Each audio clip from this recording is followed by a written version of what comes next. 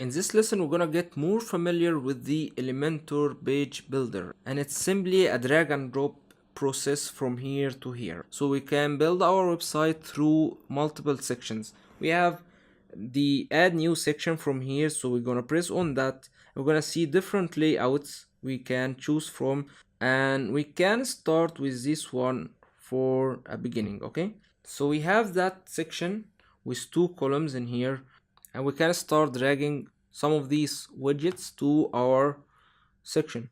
An image in here, for example, and we can choose our image from that part. Then it's gonna open our media library images. We can upload files from here or use our existing media library photos, which are actually the images of the template we're using in here, which we used in the previous lesson. So we're gonna add that image, for example, and insert into our media, and then we're gonna add some text in that part of our website to insert in here, and maybe you can add even a heading for that text to be inserted on top of our text. And then you're gonna see or notice something. We have that light blue options and those gray options. Those light blue options are for the entire section to control. We have that one to edit our section. If we press on that icon, we're gonna see those options for the entire section, and we're gonna go through those options in a little while. And here we have the duplicate. We can duplicate that entire section, as you can see, to save our time, or even do little modifications if we have a complete section and we don't want to waste our time on building a new one from scratch. We have that X or delete to remove the section. We have that to add a new section if we want to in between, and we have that one to save the section to reuse it later in any other part of our website. Okay, and these ones are for the columns, for the individual columns within the section. So we can edit our column which is containing the image. For example, in that one, we can duplicate this image or that column by pressing on that many times if we would like, and we can delete those new columns from here, or even we have the option to delete that image or that widget and leave the new column. We started with 2 columns, but now we have 3 columns. Okay, so we can do that and remove the widget, but we still have the column which we can add totally different new widget. For example, we can add video in here, we can add Google Maps, anything you would like. We can drag that one and put our map in here. Then we have all those 3 widgets. Okay, and now let's start by customizing each and every part of that section and those columns by going to our light blue area for the entire section. Maybe the section's background, for example. Let's add an image background to see it in action and fully understand how it works. Okay, so we're gonna go to background type. We have the classic option and gradient and video background. So we can add classic, and this could be a color or image, or you can even use both of them and the image will be on top of the color. Okay, so let's add image, for example.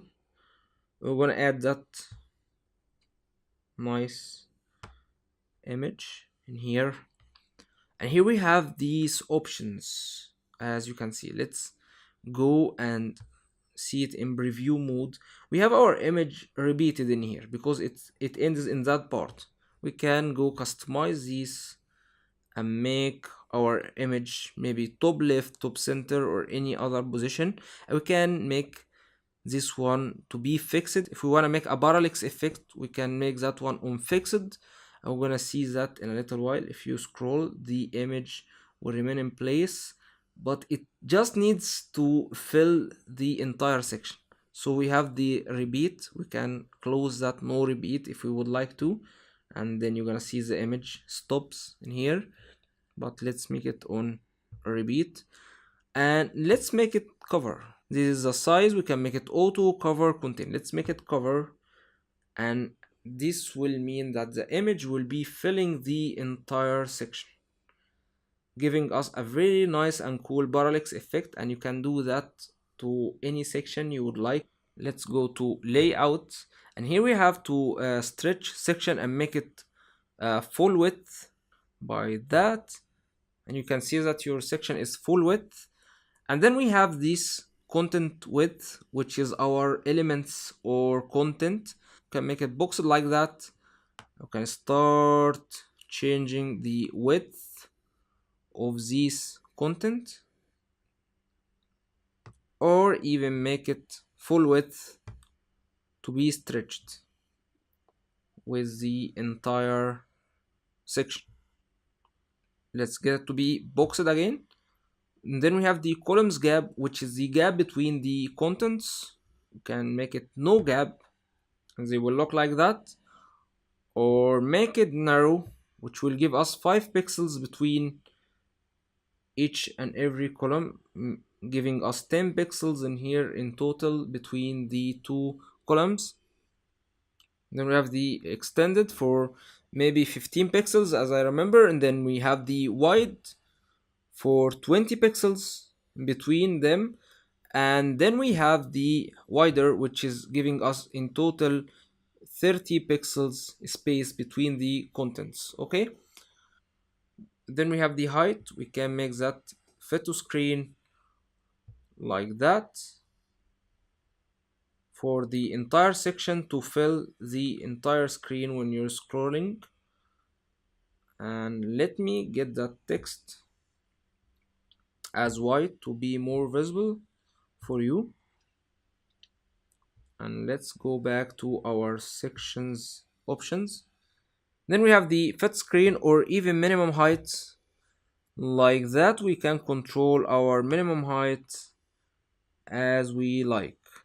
And the minimum height will be our contents in here. If we made that one to no gap, then you're gonna see that the minimum height is going to be limited by our contents. Okay, let's make this one to extended, and let's increase that one a little bit. Then we have the column position, which we can make to the top or bottom or even to stretch. Let's set it back to middle. And then we have the content position, which is basically aligning those elements to each other by going from top to middle or even bottom like that. Could be looking nice in the middle. And then we can control our columns ratios by dragging any of these to each other, or even choose a specific percentage from here for more structures. Like that one, we have 33% for each of them, or even different percentages like that one, maybe that one, maybe this one, according to your needs. This one actually looks even better. Or even you can reset your structure from here if you have done it through that. If you wanna go and reset your structure like that. Let's go and make this one to the same ratio we had before. Then we're gonna cover the style section. We have the layout, style, and advanced, and actually those 3 tabs are controlling each and every element in that website or in your section. So if you wanna do any customization to any given part in your website, you're gonna work on either the layout, style, or advanced, or the content. This one is called layout for the section, or for those widgets it's called content. Okay, so back to our section. From here we have layout and we covered that part. Then we have the style option, which is our background. As we can see, we have image background or color background, or we can set gradient or even video background already, and we're gonna see it even more in action in a little while when we start designing our website. Then we have the background overlay. We can choose to make it classic or even gradient. We can put some color overlay or even texture. For example, this one for color overlay, you can choose its opacity from here. or from here. Okay, you can add even more colors if you would like to, but black is nice. Or you can even try to add an image or pattern. So I'm gonna go with that nice pattern in here, and we're gonna insert media, and it's gonna give us that nice cool effect. And even if you wanna customize that, you can go ahead and choose from the opacity of that texture. You can change its position, attachments, repeat, size, same like we did to our cover. And then we have the border options. In here you can add border to the entire section, and that border can be anything you would like, maybe solid, maybe dotted, dashed, anything solid. For example, we can choose its color. Maybe you can make it on dark gray. We can give it a width from here, maybe 10. And we can adjust its radius from here and make it 10 as well, or even 20. And you can give it box shadow from here to add some nice shadow if you would like. I can adjust its blur from here, or the spread of the shadow, or adjust its horizontal settings from here or vertical ones. Okay, now let's close the box shadow. You can even try the dashed, which actually looks so ugly, or dotted or anything. Maybe it suits your art direction in that specific part, but in that case we don't need it in here. So let's get it all to zeros. And even if you got rid of the border type and the width, you still gonna see that radius effect if you would like, which could be nice and reminds us of the Instagram when it started. I don't know why. Maybe it's only me. And we can get rid of that radius if we would like to from here to make it zeros. Then we have the shape divider, which is amazing feature in here. You can choose to make it from top or bottom, and we can try anything, maybe mountains. You're gonna see those nice shape dividers, and they look amazing actually. And we can start to adjust them from here, their width or even their height if we want to, or even we can flip them or bring to front from here. And then we have the advanced settings for our section, which we can control our section alignment and movement. We have the margin and padding, and then we have the entrance animation. We're gonna talk about them. We're gonna delete that part as well. Okay, so we have that section is close to that section with no gaps between them, and then we have the margin and padding for that section. The padding will increase more pixels inside, while for the margin we will be moving outside. As you can see, we can add 10 pixels and maybe make that 100 to make separation between our sections. Let's make that one on 0 again, and we can add actually negative values like -20, and these sections will be overlapping, or -200. As you can see, this section gone even higher. So let's reset that, make it to zeros. We can control each of them individually by unlinking those values from here.